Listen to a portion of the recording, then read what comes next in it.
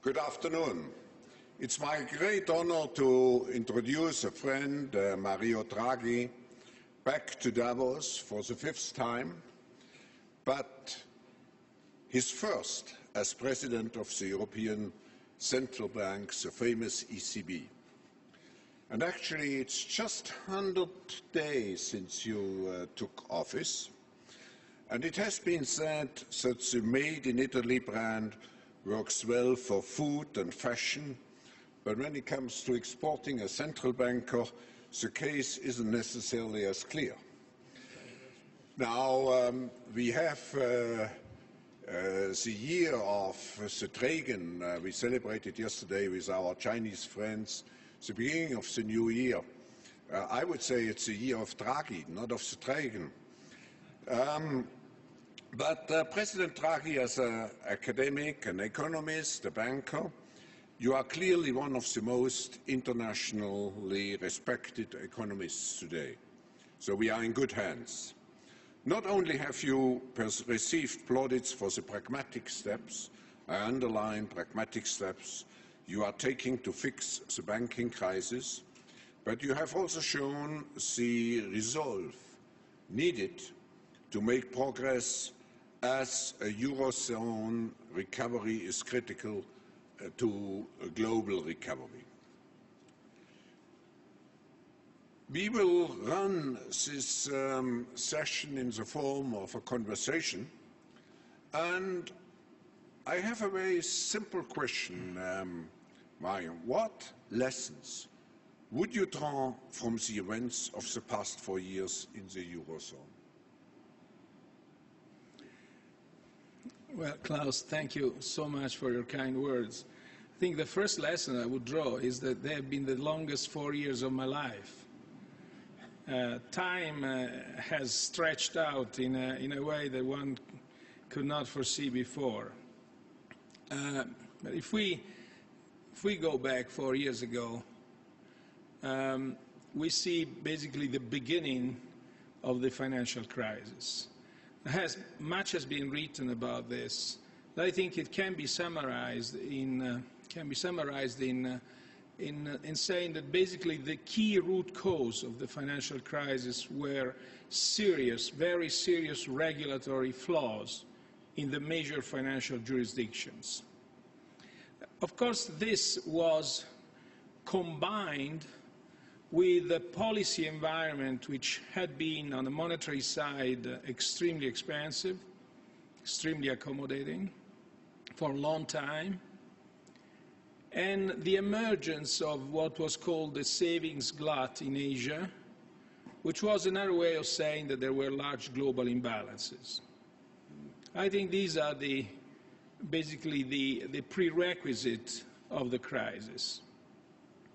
That situation had created an impossibility or a difficulty to price risk correctly, both because of the opacity of certain instruments or because of the lack of regulation I mentioned before.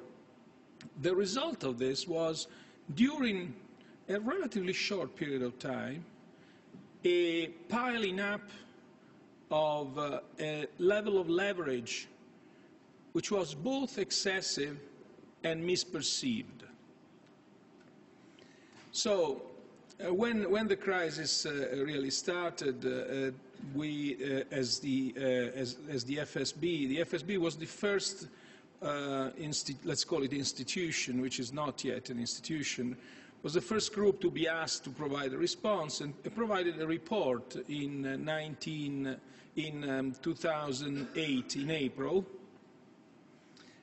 with something like 76, 77 recommendations for regulators, for banks, for central banks, but mostly from the regulatory and obviously for the market players.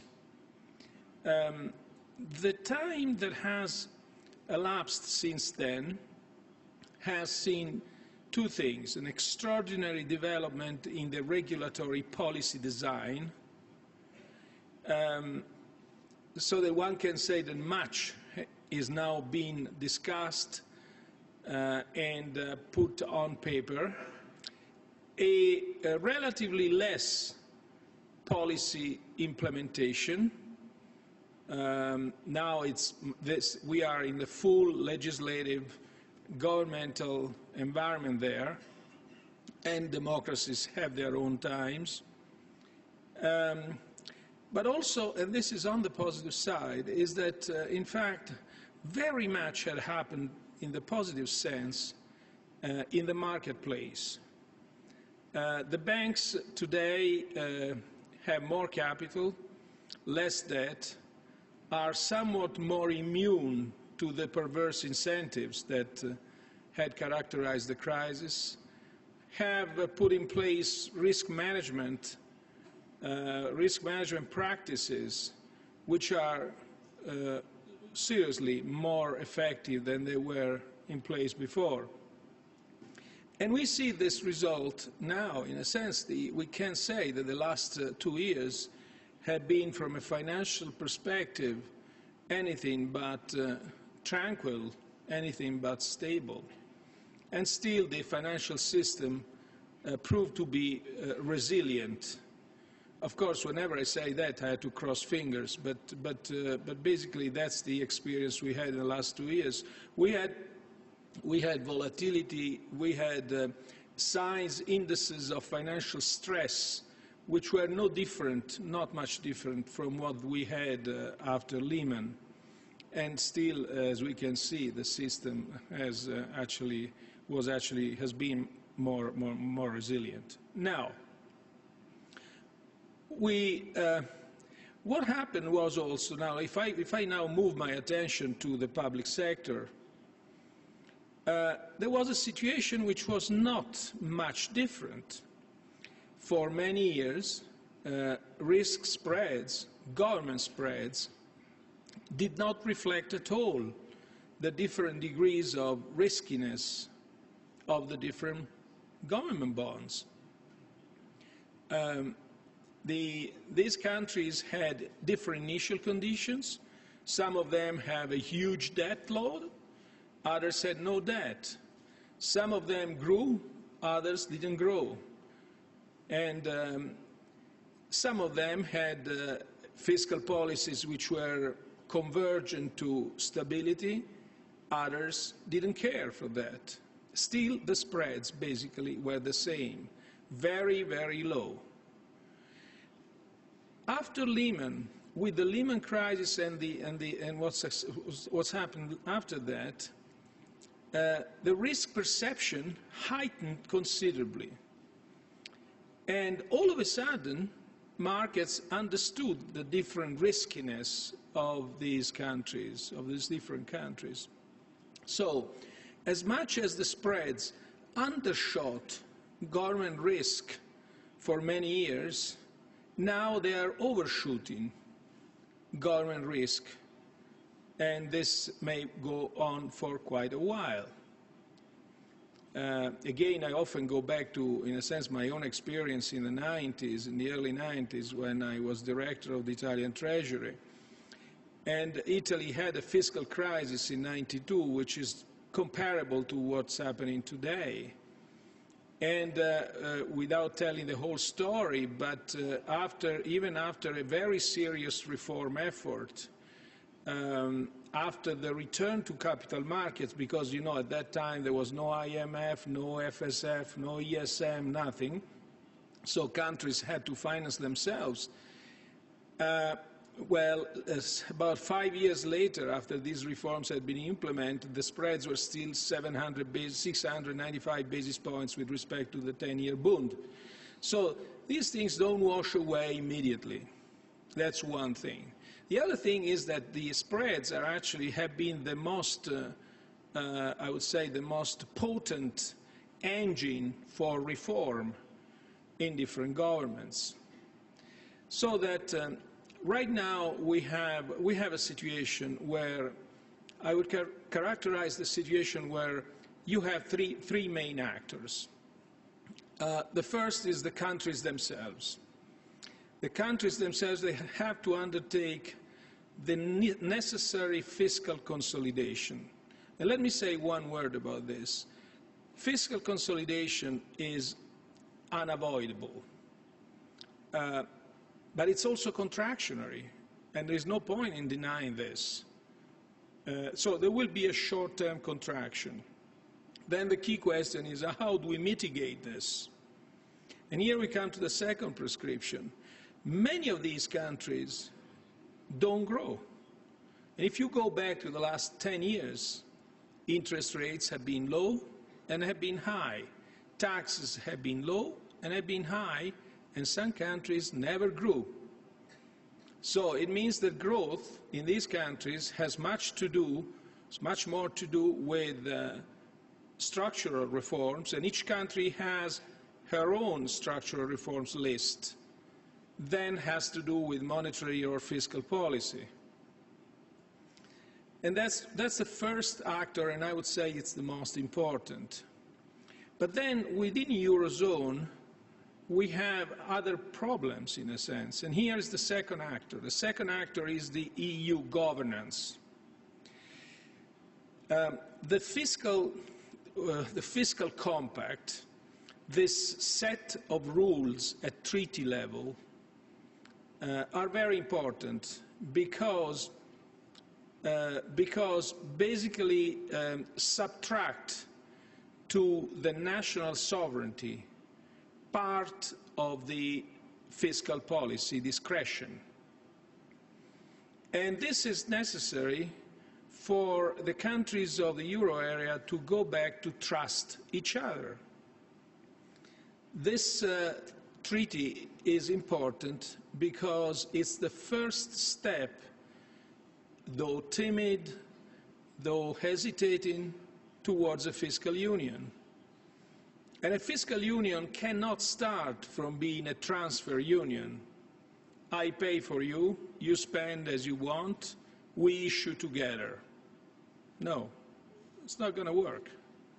A fiscal union will start with rules which assure the countries can stand on their own. And that's why it's so important, because we have to rebuild trust amongst the countries of the euro area. And hopefully the European Council that will be held at the end of this month will make a decisive step towards this treaty. And then we have, in a sense, a third component, which is, yes, I mean, I think I can read your minds. I mean, yes, Mario, that's very good, but that's going to take time. In the meantime, markets are turbulent, and as spreads are overshooting, we may have accidents here and there. And so the third component is what people call the firewall, namely something that could be used to avoid accidents coming from sudden traumatic changes in spreads, in the price of risk. And that is the third factor. If I can add a brief assessment on how we stand today with respect to these three things, I think that very much like what I said in the banking sector, the amount of progress is outstanding. When we look at the progress that countries have made in the euro area in fiscal retrenchment and in undertaking structural reforms, it's amazing. If you compare today with even 5 months ago, I think the euro area is another world. There is a lot of done things, and there is a lot of determination to do more things that will have to be delivered, of course. If we look at the progress about the fiscal compact, about this treaty, I mean, 3 months ago, this was not even a question to ask. Countries would never release any sovereignty on their fiscal policy. And also, in a sense, on the firewall, which is often the most criticized, the decisions of the December European Council decided to put forward the ESM, the beginning of the ESM, and to reassess the adequacy of the EFSF resources by March, which is tomorrow from all practical purposes. So, Klaus, I've been a little long, but I think your question it was very complex. And I think your answer was very comprehensive, and it was very good to put everything into perspective. And Mario, I think you have given an answer to many of the concerns which were raised and questions which were posed. Now, there's one thing you didn't talk really about the banking system, and the European Central Bank under your leadership took unprecedented steps to safeguard the stability of the euro and to allow banks to have access to cheap capital. Looking at the past and current challenges, what is your view in this respect? I mean, the banking health, if I may call it, are you satisfied? Or? Well, I think satisfied is probably too big a word. But if we go back to, I think it was about 2 months ago, it was clear that the first quarter of 2012 would be an extraordinarily taxing quarter from a funding viewpoint. 200, and if I'm not mistaken, 230 billion euros of bank bonds were coming due during this quarter. On top of that, you would add the refinancing, the financing needs of some sovereigns, which are also staggering. And all this with senior unsecured bond markets, which until the end of November were basically shut. An interbank market which was not working, and at the same time fear, risk aversion, and fear of regulators was clearly bringing the banking system to a stall, to a paralysis. So what we did was we basically reduced interest rates twice. We launched this 3-year LTRO at the priced initially at the policy rate of 1%. We halved the discount, the minimum reserve ratio, from 2 to 1%, which would free 100 billion plus of collateral. We also touched on something that's crucial for some banks in the euro area, namely the credit swap lines with the dollar. And we also thought about something, about LTROs or even other refinancing operations are all, as you know, against collateral. But the eligibility rules of this collateral are very demanding. And the collateral itself has to be packaged in a way that only large banks can do.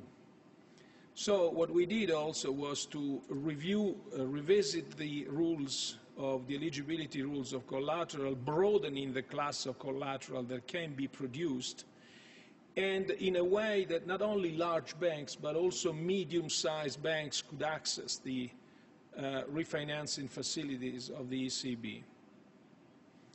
And we saw now the response has been quite significant. Almost $500 billion was injected. Incidentally, if you take $500 billion, and then from that you take off the reimbursement of other short-term facilities by the banking system in December, you get a figure of roughly 220 billion euros, which is exactly the amount of bank bonds that were to come due in this period of time. So we know for sure that we have avoided a major credit crunch, a major funding crisis. Then we asked ourselves, yes, but I mean, we looked at deposit facilities actually going up, meaning that this money comes back with the central bank. Now let me say that this couldn't be otherwise.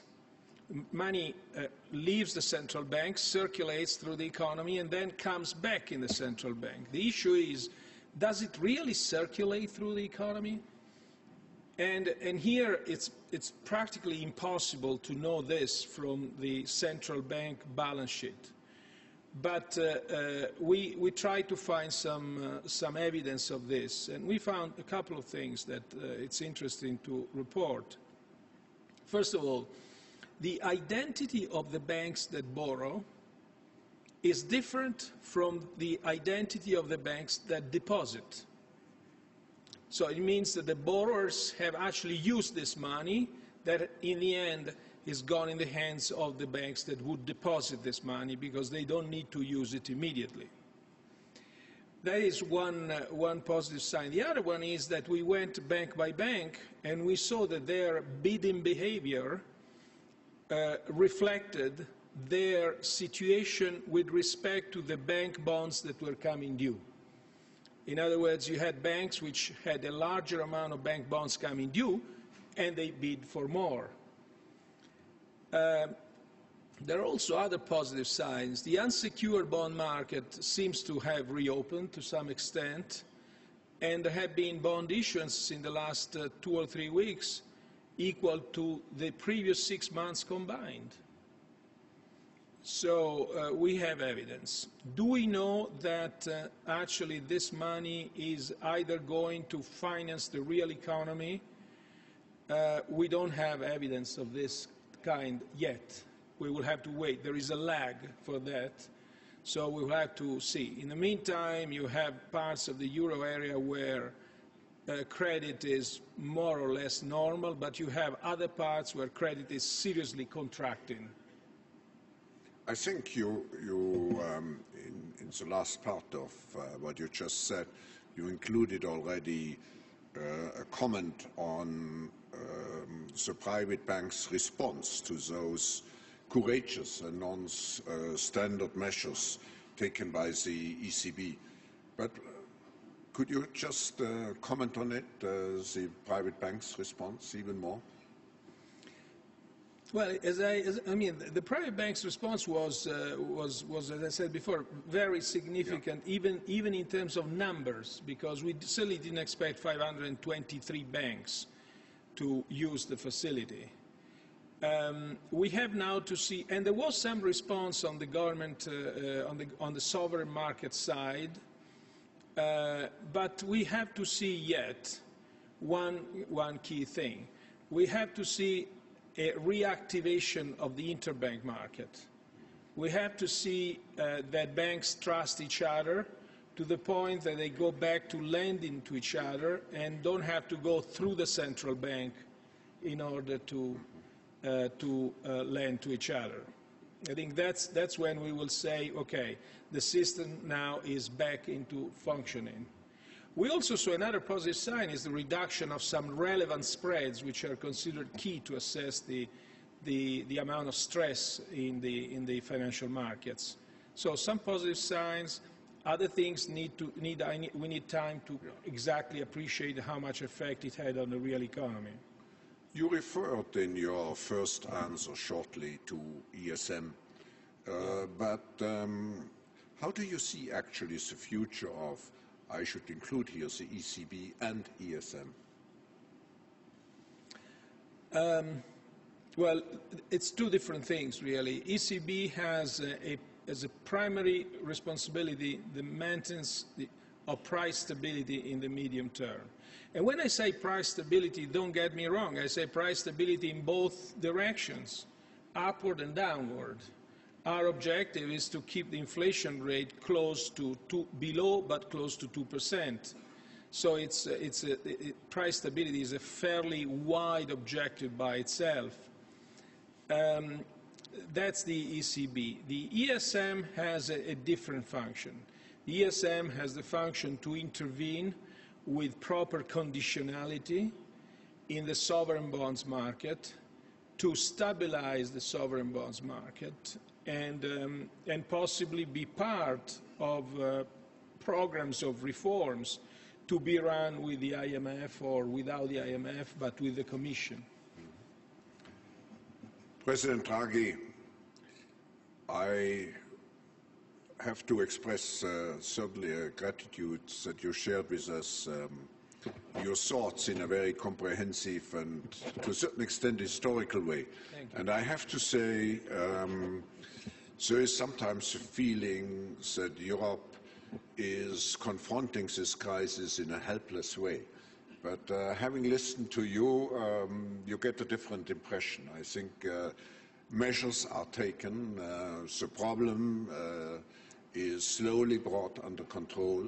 So I'm at least, and as an impartial foundation, I shouldn't express my opinion, but as a European, I have to say I go out of this discussion recomforted with much more confidence into the future. So thank you very much, President Draghi, for having been with us. Thank you. And I would like to remind you that you please be seated. We will start immediately with the session with Secretary General Ban Ki-moon and Tom Friedman.